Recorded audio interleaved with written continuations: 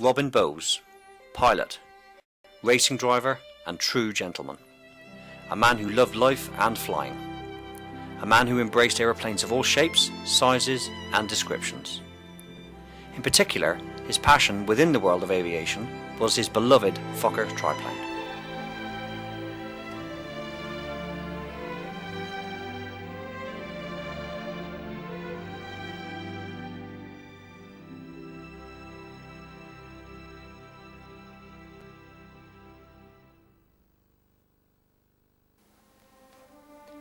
During a flight to Hamm in Germany, his triplane developed engine failure and he was forced to make a controlled crash landing in a field.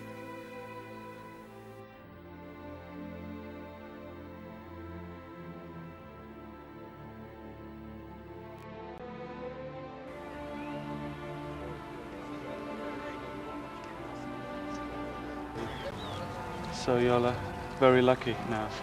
Yes, it is a shame such a beautiful aeroplane gets destroyed there. Yeah, isn't it possible to fix Yes, it again? yes, but it's a lot of work. Yeah, I see. Is it your private plane? Yes, yes. Where are you from? I come from Devon, down in the southwest of England, down near Plymouth.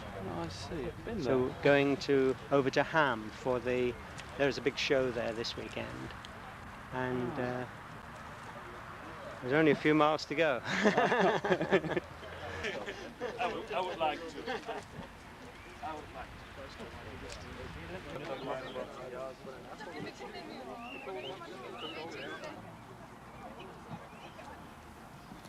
After such a devastating setback, some people would merely resign themselves to fate and end the relationship with such an iconic aircraft there. But Robin was different.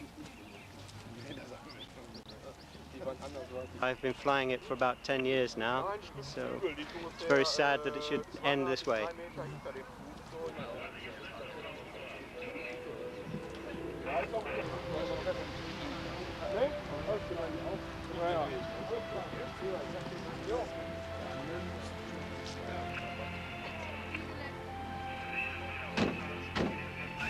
It's a shame because, as you can see, it was a beautiful aeroplane. No, just the engine started, bang, bang, bang, bang, bang. So I closed the throttle and have to immediately find somewhere to land.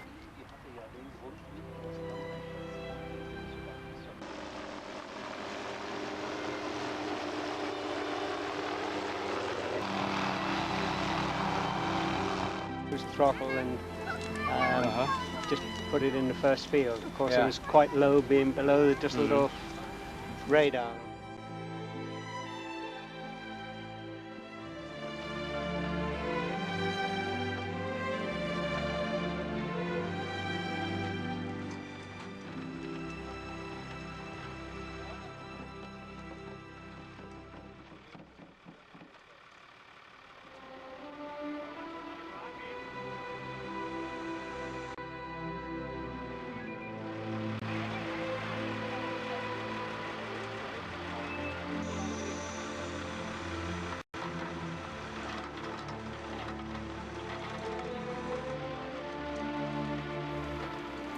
Despite being told that his pride and joy would never fly again, Robin was determined that this beautiful aircraft would not end its life on the ground.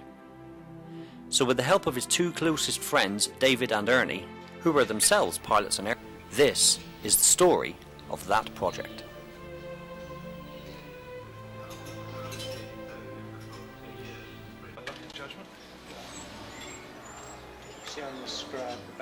The story starts when I received a call from Robin asking me if I would travel to Cornwall with him as he had just purchased an aircraft. Within an hour we had set off, and once we had arrived at a tiny airfield, we were both greeted by a sight that would mesmerise any aviation enthusiast. A replica Fokker triplane resplendent in its trademark red livery sitting in the sun. During the following days, Robin carried out the necessary inspections to the aircraft, and once satisfied that it was in an airworthy condition, I received another telephone call which saw me at Plymouth Airport. I boarded a Cessna light aircraft and we took off and headed for Dartmouth, where we would rendezvous with Robin for some air-to-air photography. Within 20 minutes, we caught sight of the triplane slightly below and behind us. For several minutes, we flew in formation taking photos, when Robin suddenly put the triplane into a steep dive. This was not usual, and this was confirmed when we heard Robin over the radio saying that he needed to land immediately. In the chase plane, we followed him down and saw him land safely back at Roborough Airport. Once on the ground, we immediately headed towards the triplane, where we saw Robin closely inspecting the rudder. I asked him what the problem was, and he showed me the small hinges that, via the control rods, connect the rudder pedals in the cockpit to the control surface itself. One of these hinges was very close to breaking, and should this have happened in flight, the results would have been disastrous, as, despite the triplane's 3 wings giving it plenty of lift, it possesses very little or no gliding ability. Robin appeared at air shows throughout the UK and Ireland for many seasons, and was always warmly welcomed and received.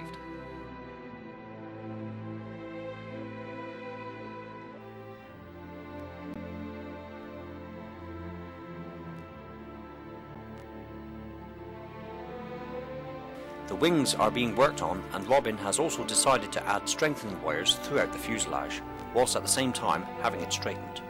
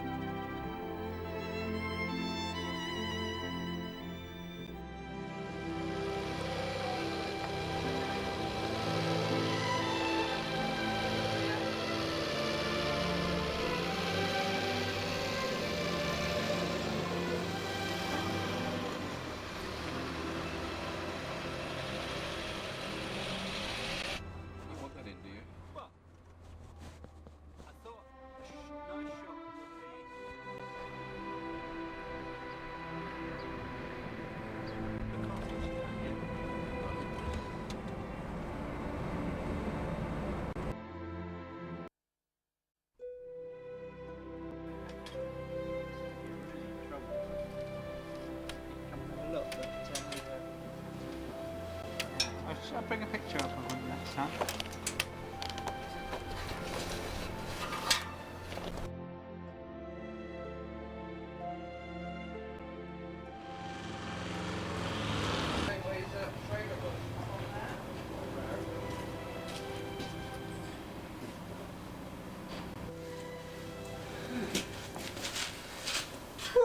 Yeah. Yeah, feel happy with that, sir? Yeah. Do you think there's a chance for this afternoon? Doubt it.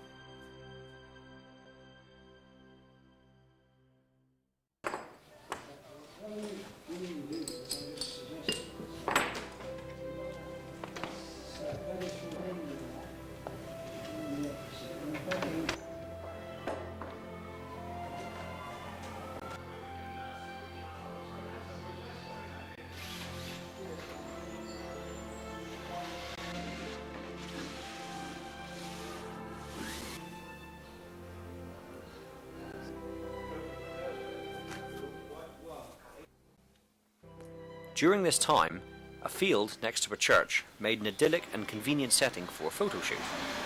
Robin, ever the perfectionist, wanted everything to be absolutely correct. The quest for precision was ideally realised in the painting of the aircraft. For Robin, near enough was not good enough. So in order to ensure the authenticity of the colour, he located and telephoned a descendant of the von Richthofen family to confirm that the shade of red he was using, along with the other colours used for the markings on the wings and the rudder, were as genuine as possible.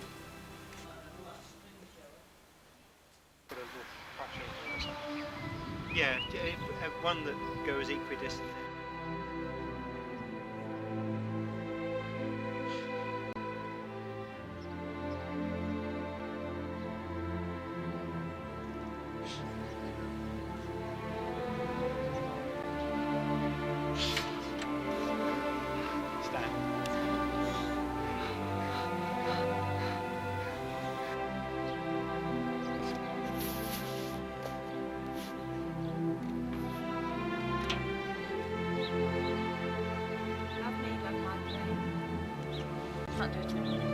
This is true.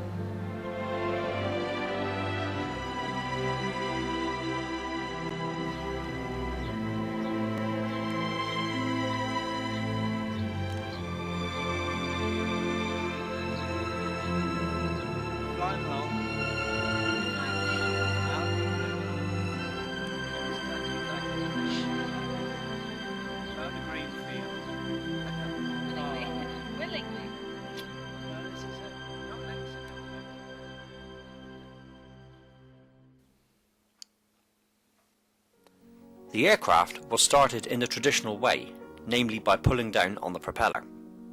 During the restoration work, Andy, a television engineer, suggested that it might be beneficial if an electric starter were fitted to make the aircraft easier to start. In its original and replica versions, the Fokker triplane was never fitted with this item. However, this suggestion was agreed upon, and soon it would be put to the test. The aircraft was fitted with a new Lycoming engine and a new electric starter. The first crucial engine test was set. A propeller from another aircraft was used for the test, as the correct wooden propeller had yet to arrive. Nevertheless, the aircraft would start and the engine would run.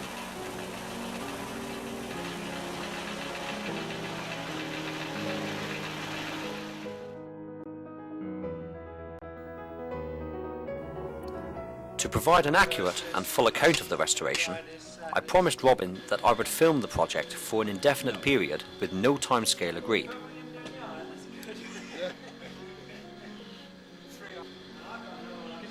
As the months passed, good progress was being made on the aircraft. Everyone was in high spirits and the filming was going well, with editing being done on a daily basis. It was a very happy time with Dave, Ernie, Sheila and other friends working hard to get the aircraft back into the air. Time was of the essence here, as the aircraft had to have a full airworthy check before Robin would get his licence, and with it, permission to fly to the air shows. Naturally, everyone put in an extra special effort to ensure that this was accomplished, and as the weeks passed, the work needing to be done was finalised and completed.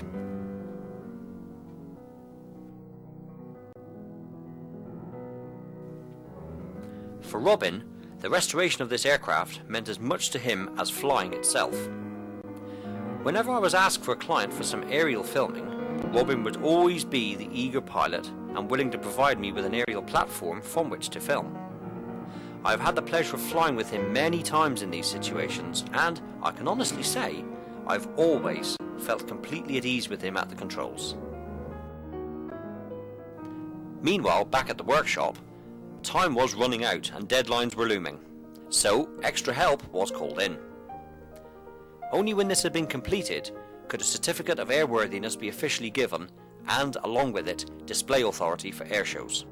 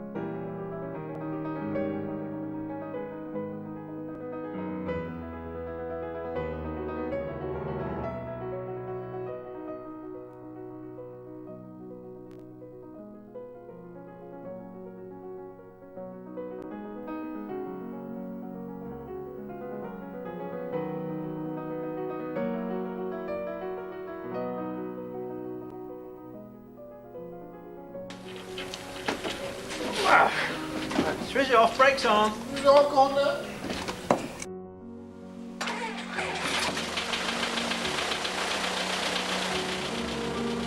timescale was very tight indeed, but in true Robin fashion. He, along with many friends and supporters, pulled out all the stops, and finally, the aircraft was delivered safely to Rencombe.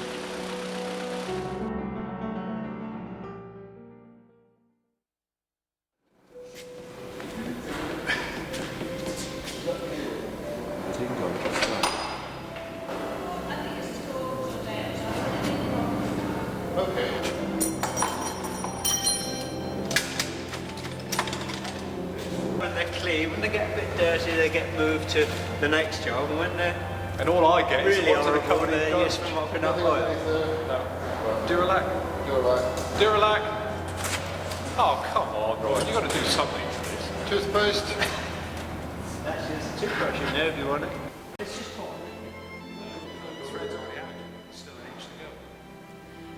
During the rebuilding at Rencombe, there were many pieces that didn't seem to fit correctly, but after a while, and now the customary head scratching, all these faults were rectified and everything fitted where it was intended.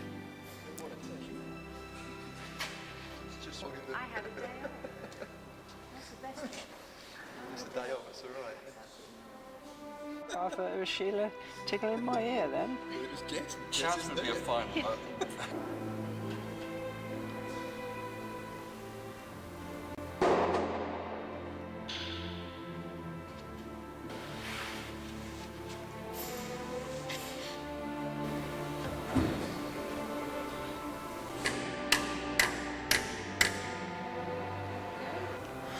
Then we can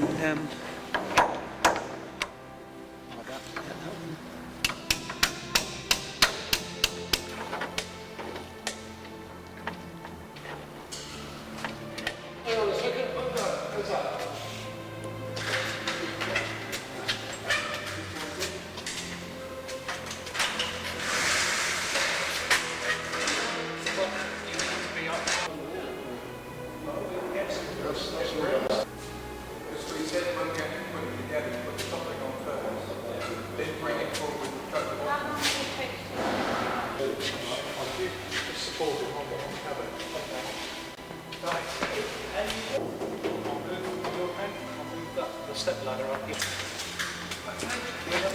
down. How's the starboard team getting on? We're team. We're done.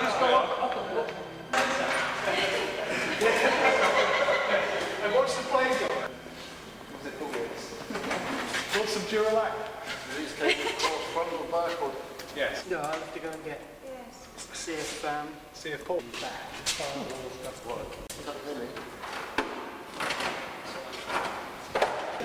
You're always complaining about something.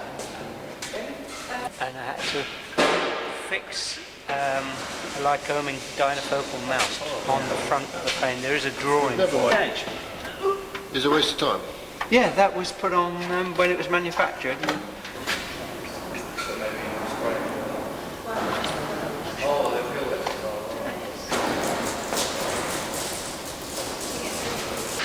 You go down there. Find the toolboxes. Throw a wing up the Australian. Forward Dave's head.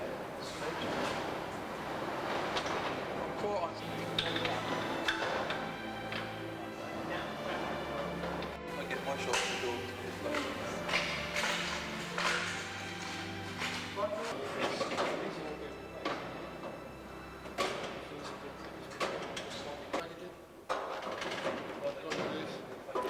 The crew spent all day refitting the aircraft in preparation for the test flight the next day.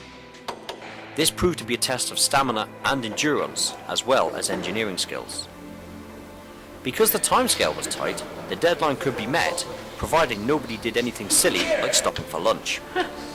A chocolate bar and or a quick drink whilst working was the closest any of the team would actually get to a meal.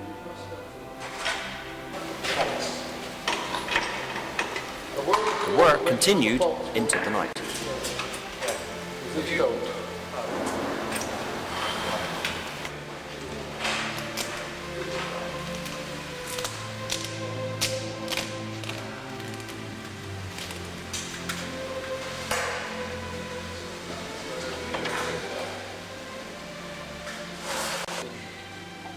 Sticking probes in the ground and doing it in these fancy ways. They found the original, I think it was King Alfred. The moment of truth arrived early the next morning.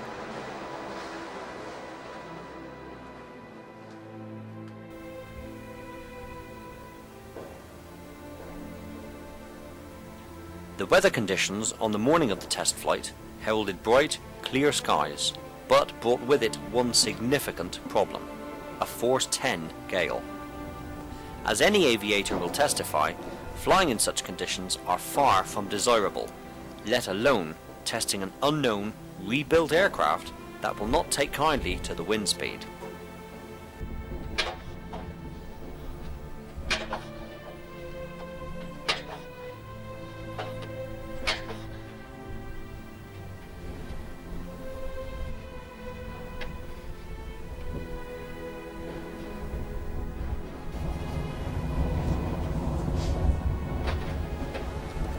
Starting the aircraft by way of the new electric starter, he taxied to the runway area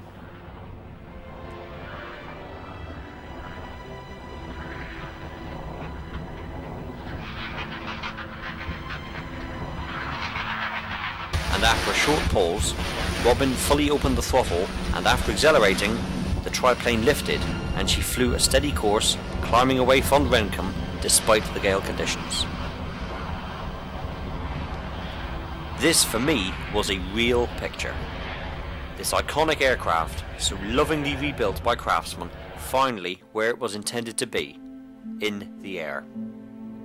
I was filming everything, and I was sure Robin was thoroughly enjoying himself.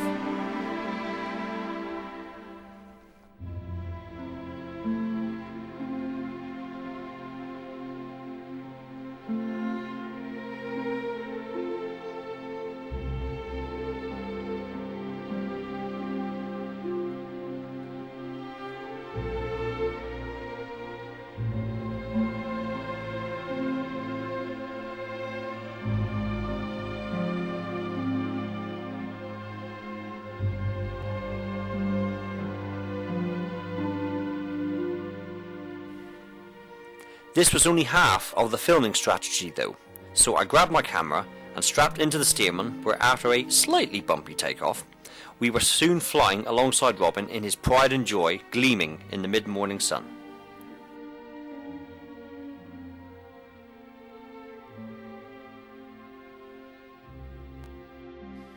After about 20 minutes, and with the first test flight successfully completed, Robin brought the aircraft back to Rencombe for a perfect landing.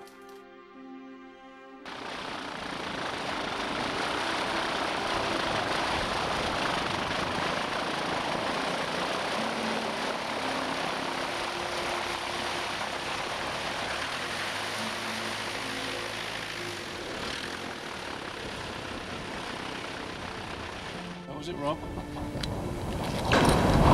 Well, it's not the best day for test flying, but it flies. Well done, Robin. Not the best day, not the best day for it. Mate. Well done. You look brilliant, really good.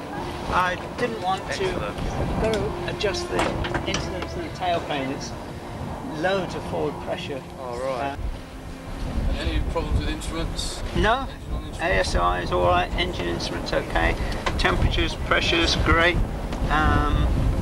Once everything's stabilised, oil temperatures stabilised about 95 centigrade and just stay. Along with Sheila and friends, Robin celebrated with champagne.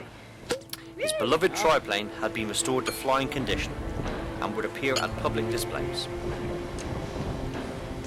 A bit on the aeroplane, and the most important of all, Happy birthday, Triplane. not too much though. It's too good to waste. Cheers. Yeah. Cheers. Cheers, Gordon. Cheers, my darling. Cheers, Rob. Jonathan, get him, your boy. That's it. That's it. I could grow to like this. Get this every time.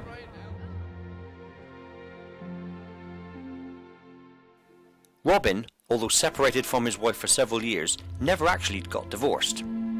There had been discussions on the subject, but Robin had finally come to a decision. He wanted to marry his partner Sheila, so he had arranged to sign the divorce papers when he returned from his next air show in Stourbridge. This air show was to be a highlight for the watching crowd, as Robin was to fly the triplane in a full display. He said a happy goodbye to Sheila and taxied out for his display slot.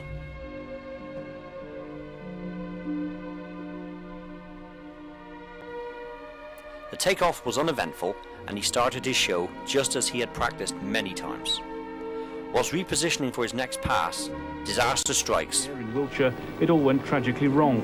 During a mock dogfight, the triplane went into a steep dive, clipped the top of an oak tree and hit the ground in flames, just a few hundred yards from the crowds who'd gathered to watch the show.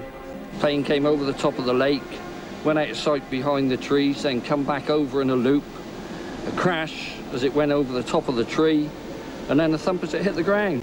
For the past 12 years, Robin Bowes had kept his planes at the Fleet Air Arm Museum at Yeovilton. He'd become a well-liked and much respected member of the team there.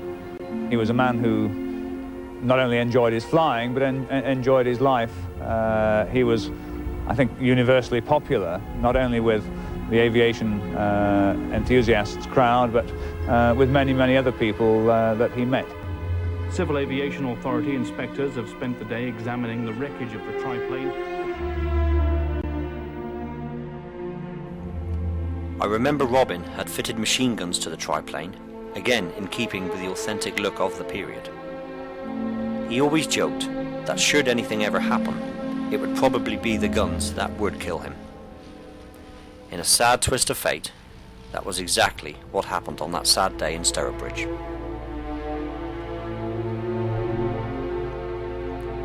Robin's funeral was held at Ermington Church. Pilots from all over the country came to pay their respects, and Sheila was very touched by this gesture. Strangely enough, just as the coffin arrived at the church, a robin flew in and remained inside for some time before discovering the door and flying out again. Prophetic? Poignant? We'll let you decide that.